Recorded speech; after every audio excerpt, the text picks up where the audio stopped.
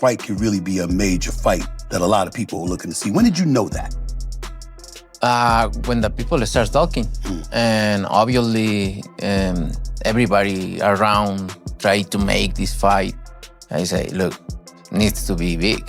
This fight doesn't happen if you're never born, right? You made this fight happen. Why this fight? Not me. It is who behind me. I like Crawford. I get right to it. Why? Because he's like the first time you went from regular TV, which you've been doing a long time, to 3D. He's different. Really, that's the simplest way I can say it. The showdown between Terence Crawford and Canelo Alvarez evolved into a spectacle that exceeded all expectations. Canelo himself acknowledged that the magnitude of the fight made it impossible to ignore. Initially, the fight offer was turned down, but the mounting global interest transformed it into a historic event. Fans worldwide tuned in, eager to witness two legends share the ring, making this more than just a bout. It became a worldwide celebration of boxing. Fight. You know, I take this fight because you can see how big is this fight, no? At the beginning when they say, hey, you thinking about fight Crawford, I say, never thinking about that. But you can realize how big is this fight, no? Mexican, always Mexican versus USA is big. And two of the best pound for pound. And I think this fight is huge and means a lot for me. When did you realize, when did the moment hit you that this fight can really, really be big? This fight can really be a major fight that a lot of people are looking to see. When did you know that? When the people start talking, and obviously everybody around try to make this fight. I say, look, needs to be big, right? Because Netflix, Riyadh season, everybody interested in this fight. So that's when I realized how big is this fight. Crawford felt like initially you needed some convincing because you thought it was a lose-lose proposition, whereas you're fighting the smaller guy, and if you won, you wouldn't really get any credit for it. Was that what you were thinking? Yeah, but if you think well, I've been in that position before. Saudi advisor and chairman Turki Al-Sheikh emphasized that the Crawford versus Canelo fight was about more than just boxing. It was about creating an extraordinary, once-in-a-lifetime spectacle.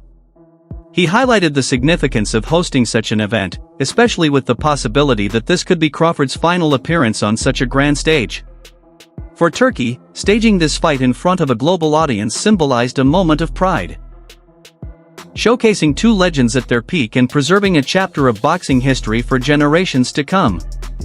My country and my boss, you know?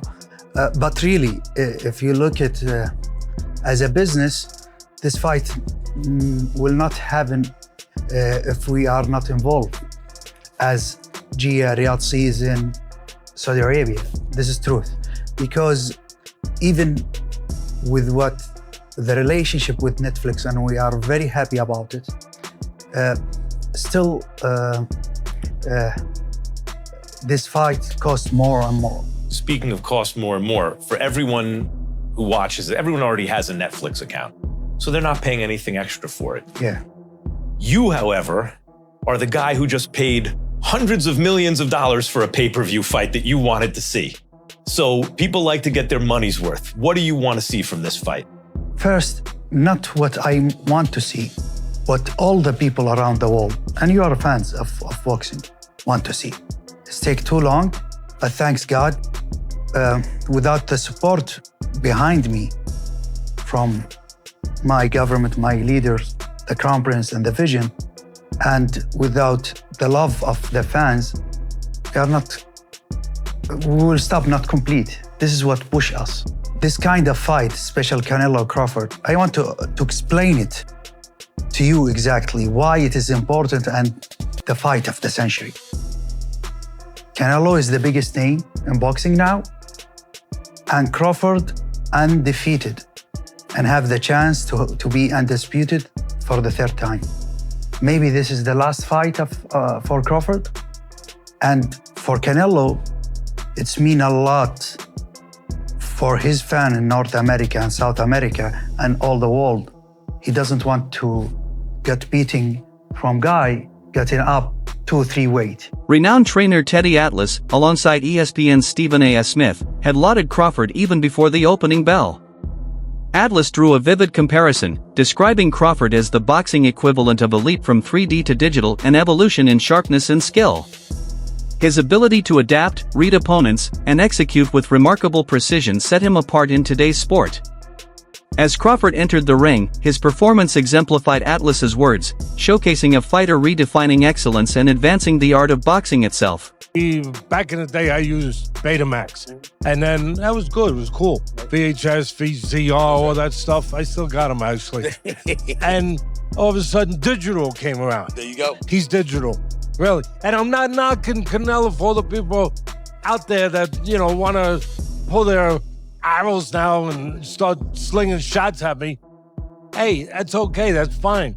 But I'm not knocking him. He's a good, solid guy. He's Good, tremendous. solid guy. He's 63-2, Teddy, and has never been knocked out. And this guy that's what's fighting him his is record? moving up. 63-2. Wait, what's his record? 63-2. By who's accounting? What do you mean by who's accounting? What are you trying to say? What am I trying to say? There's a couple fights there that you might be able to argue there. Just a little bit. Okay. Sudden with Triple G. Just a little bit. A little bit, I mean, you're insulting him a little bit.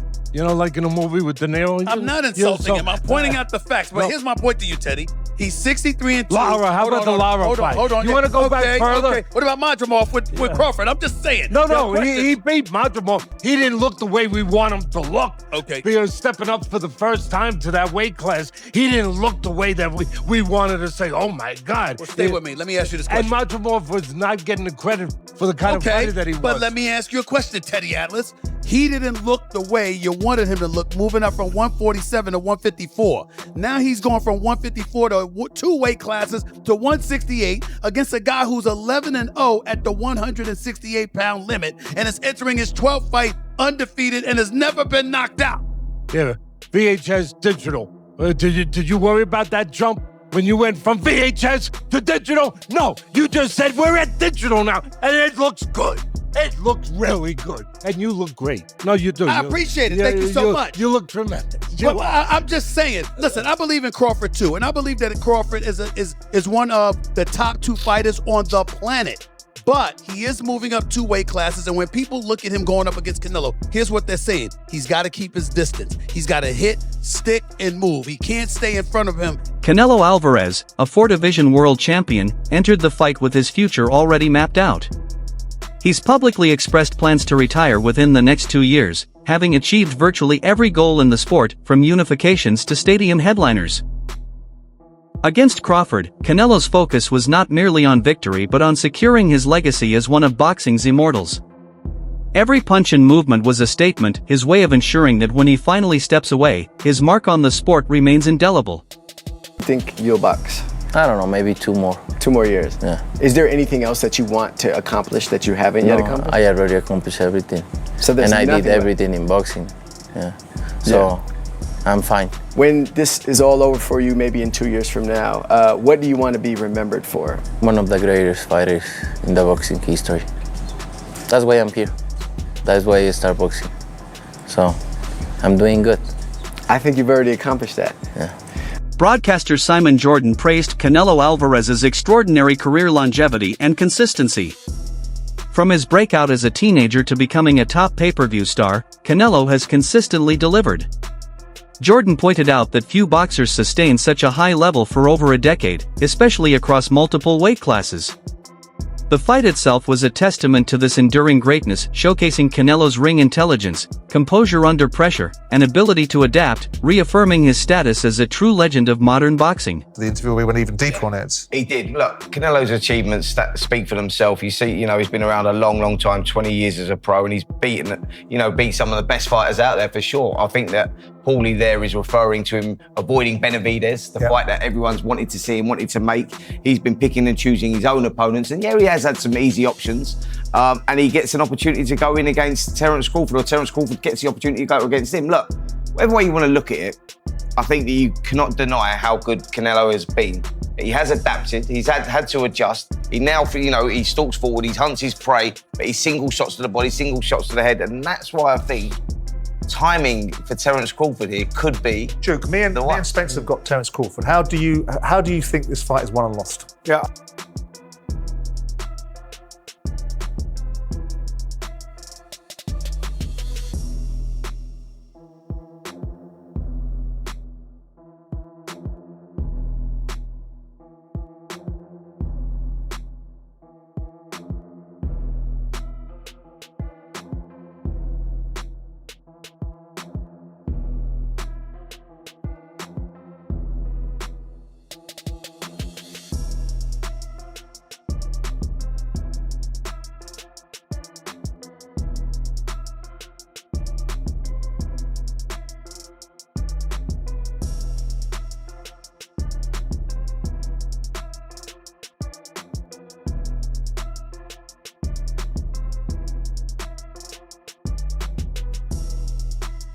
UFC President Dana White called the event the biggest boxing spectacle of modern times. Sold out with 65,000 fans, the atmosphere was electric from start to finish. White described it as a war, and the action in the ring truly lived up to that. Every punch and exchange drew thunderous applause, transforming the night into more than just a title fight. It became a cultural moment, a celebration of boxing's enduring appeal and global reach.